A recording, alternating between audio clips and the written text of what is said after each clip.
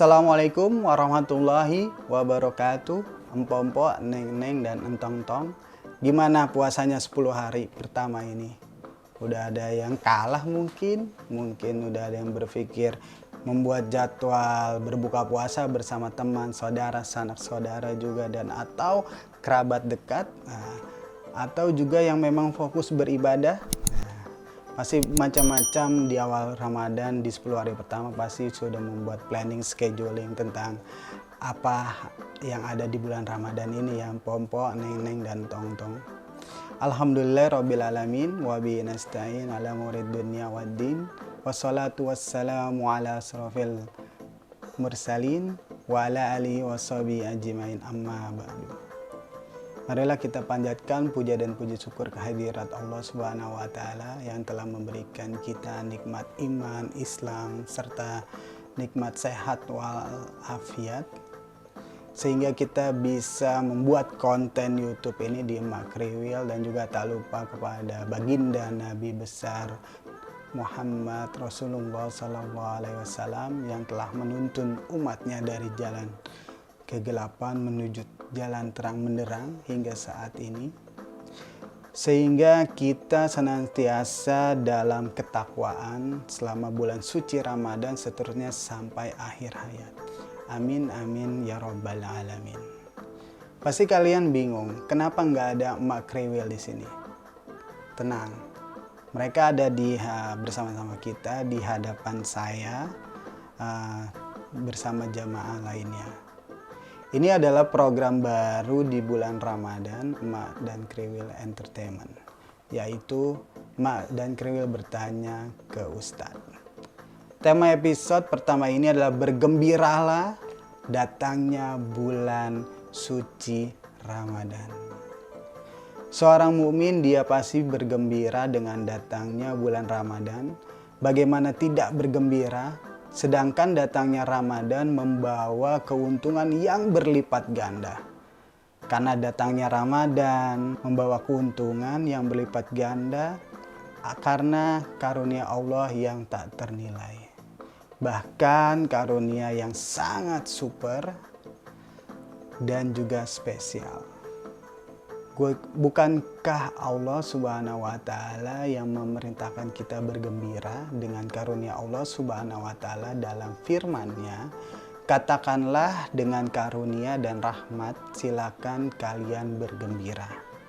Karena sesungguhnya karunia Allah lebih utama, lebih baik dibandingkan dengan dunia dan seisinya. Surat Yusuf. Seandainya manusia diberikan berhektar-hektar dalam kekayaan, lalu dia kehilangan kesempatan menikmati Ramadan, maka tidak ada harga kekayaan dibandingkan dengan hilangnya kesempatan dia untuk menikmati Ramadan.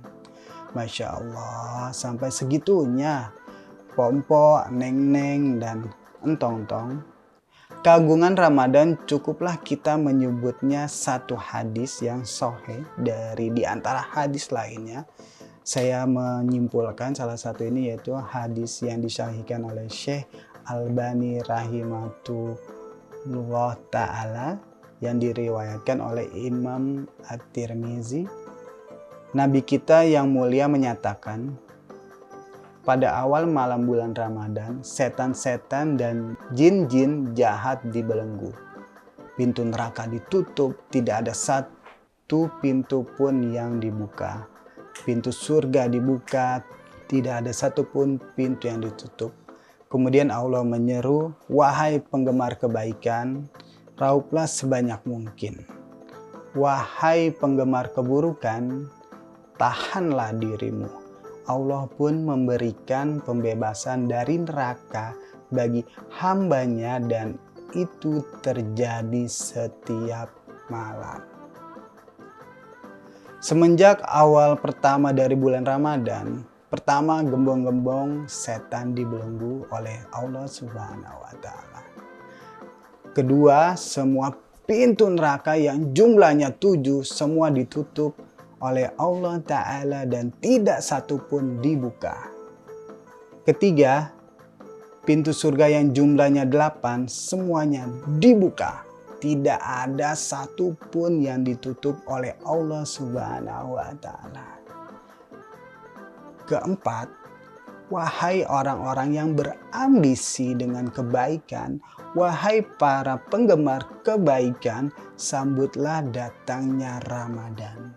Berlombalah kalian di bulan Ramadan, meraih kebaikan Ramadan. Wahai para penggemar keburukan, pencari keburukan, hentikanlah, berhentilah, bertobatlah, dan jadikan Ramadan ini menjadi titik balik Anda semua, neng-neng, tong-tong yang ada di rumah, untuk menjadi lebih baik lagi. Kelima dan yang terakhir, dan Allah memiliki orang-orang yang dibebaskan dari neraka, dan itu Allah adakan setiap malam. Dari hadis ini tentu memberikan janji-janji yang sangat luar biasa kepada orang-orang yang beriman tentunya. Bagaimana tidak akan bergembira, surga dibuka seluas-luasnya dan tidak ada satupun oleh Allah Ta'ala. Neraka ditutup pintunya oleh Ta'ala dan tidak dibuka oleh Ta'ala.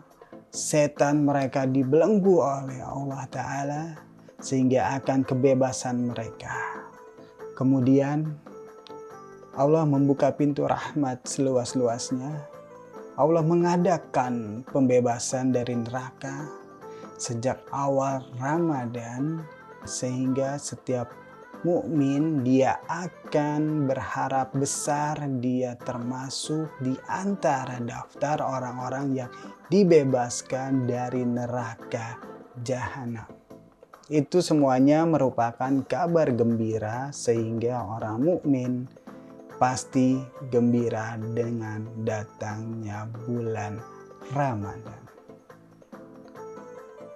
Itulah tentang Ramadan yang akan kita jalani 1 bulan ke depan, bahwa kita harus bergembira dengan datangnya bulan suci Ramadan karena janji Allah itu nyata, bukan janjinya sesama manusia yang terkadang terlupakan. Ya, apabila ada yang kurang jelas bisa bertanya, insya Allah saya akan menjawabnya.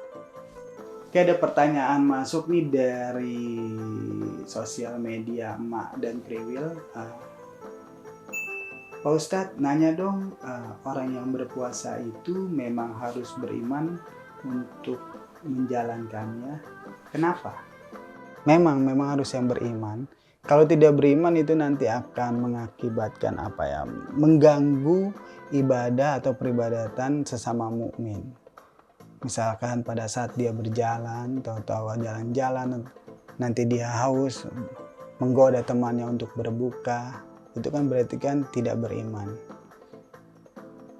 Seperti dalam firman Allah, surat Al-Baqarah ayat 183, wahai orang-orang beriman, diwajibkan atas kalian berpuasa sebagaimana telah diwajibkan atas orang-orang sebelum kalian agar kalian menjadi orang yang bertakwa. Nah, ini adalah firman Allah dan tidak bisa diganggu-gugat. Jadi memang kalau orang yang berpuasa itu harus yang beriman. Pertanyaan kedua. Oke, ada yang masuk lagi dari sosial medianya dari Emak Kriwil, dari message nih. Pak Ustadz, tanya dong, setan yang dibelenggu seperti apa sih Pak Ustadz? Terus kita aman dong kalau dibelenggu semua, kalau di tempat gelap kita nggak digangguin. Nah, ini dari Kriwil nih, pertanyaannya cukup menggelitik ya. Nggak apa-apa, oke, pertanyaannya oke dan juga baik juga. Maksud di sini bukan diganggu di tempat-tempat gelap kali ya mungkin ya. Jadi yang dibelenggu itu yang sempat saya tadi isi dari ceramah tersebut.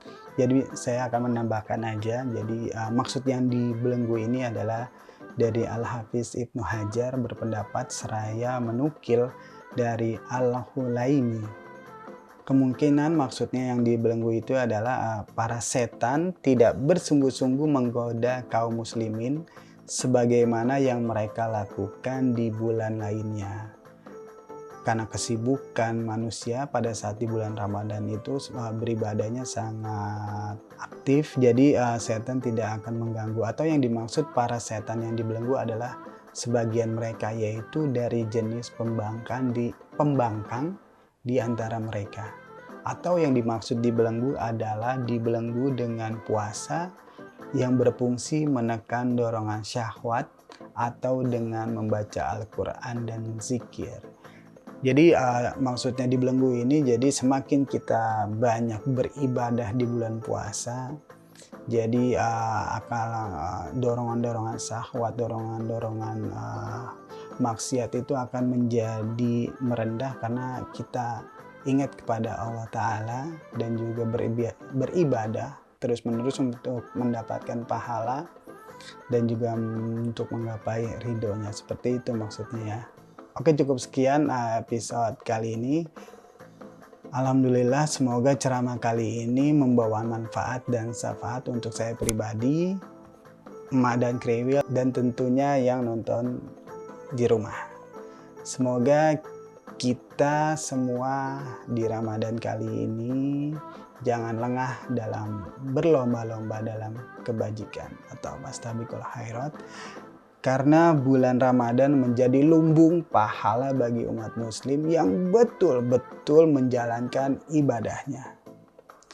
Bismillah, kita semua semakin baik dari Ramadan tahun ini dan Ramadan berikutnya sampai Ramadan untuk akhir hayat kita. Wassalamualaikum warahmatullahi wabarakatuh.